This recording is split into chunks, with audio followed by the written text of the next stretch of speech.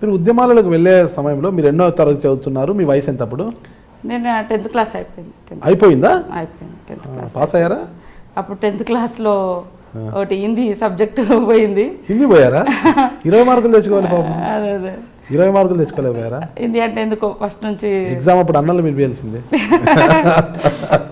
అన్నలు పిలిపించింటే ఎగ్జామినర్ బాగా రాపించారేమో కదా. తర్వాత మళ్ళీ బయటకు వచ్చి 1 yearలో అరెస్ట్ అయి ఉంటుంది, మళ్ళీ కంప్లీట్ చేసుకున్నది. ఎన్ని సంవత్సరాలు ఉన్నారు మీరు దళంలో? నేను 1.5 year తర్వాత అరెస్ట్ అయినా. ఎన్ని సంవత్సరాలు, ఏ సంవత్సరంలో మీరు వెళ్ళారు? 88 జూన్లో అట్లా వెళ్ళిన, జూలై 89 ఆ తర్వాత అరెస్ట్ అయినా. తర్వాత మళ్ళీ వెళ్ళిన. మళ్ళీ వెళ్ళారు అరెస్ట్ అయ్యి కోర్టు నుంచి బయటకు వచ్చారు. మళ్ళీ వెళ్ళిన, మళ్ళీ వెళ్ళి 86 దాకా. ఓసారి అరెస్ట్ అయిన తర్వాత వదిలిపెట్టారు పోలీసులు?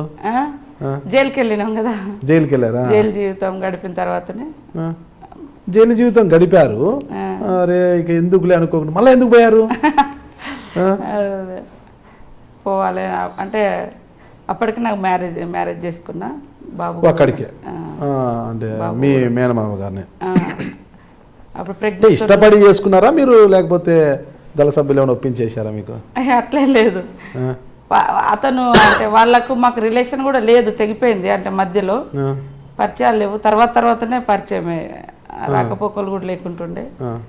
అది కొత్తగూడెం ఏరియా మా వాళ్ళది, మాది ఇటు ములుగు సైడ్. కానీ ఇప్పుడు అంతా ఒకటే అయింది, కాన్స్టిట్యున్సీ అంతా. ఇప్పుడు అది హ్యాపీగా అనిపిస్తాను. నేను తర్వాత కమాండర్ అయినాక కూడా అటే ఏరియాలో ఎక్కువ సర్వీస్ చేసిన. అంటే మీరు ఇష్టపడి పెళ్లి చేసుకుని? ఇష్టపడి అట్లా బలం. అంటే ఏ హోదాలలో మీరు పనిచేశారు? అంటే రాష్ట్ర కమాండర్ వరకు ఏదో వెళ్ళారంటుంటారు. అంటే 3 జిల్లాల కార్యదర్శి అంటే మెంబర్ వరకు చేసి. బందూకులు పట్టేది ఎలా నేర్చుకున్నారా? నేర్పిస్తారు, ట్రైనింగ్ నేర్పిస్తారా? గురి చూసి కొట్టగలరా మీరు?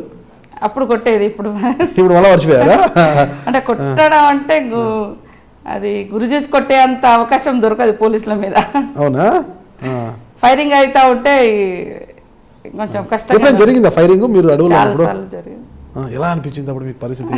అరే బతుకుతానా లేదా నేను అనిపించిందా? అప్పుడేం అట్లా అప్పటికప్పుడు ఏదో ఒక మార్గం ఎంచుకొని మనల్ని మనం రక్షించుకోవాలి, మనతో ఉన్న వాళ్ళని కూడా రక్షించుకోవాలి కదా. అసలు మీరు ఎంతకాలం ఉన్నారు ఉద్యమంలో? నేను 8 years. 8 yearsలో ఎన్నిసార్లు మీకు పోలీసుల మధ్య కాల్పులు జరిగింటాయి? 9-10 సార్లు అయ్యి ఉంటాయి. అన్నిసార్లు తప్పించుకున్నారు? కొన్నిసార్లు వేరే మాతో ఉన్న వాళ్ళకి గాయాలు అవ్వడం అట్లా ఇట్లా అయ్యేది, అయినా సేఫ్. ఆ బాధ ఉండదా? మీతో ఉన్న వాళ్ళు అప్పుడు చనిపోతారు కదా, అది బాధ ఉండదంటారా?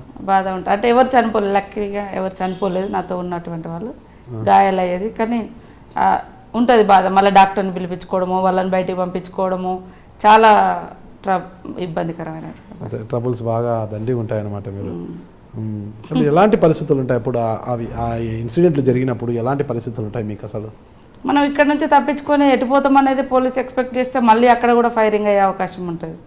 అది అంచనా దొరకదు. తర్వాత ఊళ్ళోకి వెళ్ళి మనకు సంబంధించినటువంటి వాళ్ళని పిలిపించుకోవాలి, మనకు మళ్ళీ అంటే భోజనం కానీ లేదా మెడిసిన్ కానీ తెప్పించుకోవడం, ఇవన్నీ కూడా ఇమీడియట్గా జరగాలి. కాబట్టి కొద్దిగా కష్టతరం. 2-3 రోజులు ఆ తిండి లేకుండా కూడా ఉండాల్సిన పరిస్థితి. ఎప్పుడే అలాంటి పరిస్థితి వచ్చిందా మీకు? వచ్చింది, 2-3 సార్లు వచ్చింది. తిండి లేకోకుండా, తిండి నీళ్లు లేకోకుండా ఏమనిపించేది అప్పుడు మీకు అసలు? అంటే ఆ పట్టుదల వేరు. అప్పుడు ఎప్పుడు కూడా ఈ పోలీస్ దాడులతోటో లేకుంటే ఇట్లాంటి అప్పుడు మనం లొంగిపోవాలి, సరెండర్ కావాలనే అట్లాంటి ఎప్పుడు అనిపించకపోయేది. పట్టుదల ఉండేది. ప్రజల యొక్క మద్దతు ఆ రోజులలో అట్లుండేది. ప్రజల మద్దతు చూసినప్పుడు ఇంకా వాళ్ళు మనల్ని బ్రహ్మాండంగా అభిమానిస్తున్నప్పుడు అంతకంటే ఇంకేం కావాలనిపిస్తుంది.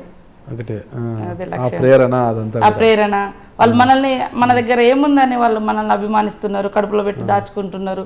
పోలీసు అరెస్ట్ చేసినా, ఇబ్బంది పెట్టినా, స్టేషన్లో పెట్టి దెబ్బలు పడ్డా కూడా వాళ్ళు మళ్ళీ యథావిధిగా అటు వెళ్తారు. మళ్ళీ ఇటు వచ్చి ఇట్లా జరిగింది అని చెప్పేవాళ్ళు. ఊళ్ళోకి పోలీసులు వచ్చారంటే మనం ఎక్కడ ఉన్నామో అక్కడికి వచ్చి చెప్పి మీరు సేఫ్ సైడ్లోకి వెళ్ళిపోండి అని చెప్పేవాళ్ళు. అంటే వాళ్ళు వస్తున్న క్రమంలో ఏ పోలీసు అరెస్ట్ చేస్తారో తెలియదు వాళ్ళని, అయినా కూడా వాళ్ళు తెగించి మా కోసం చేసేది. వాళ్ళు ఏమనుకున్నా వీళ్ళు మా కోసం ఉన్నారు కాబట్టి మనం తెగించాలనుకునేవాళ్ళు. అది చాలా అంటే చేసినంత కాలం చాలా మనస్ఫూర్తిగానే చేసినాం.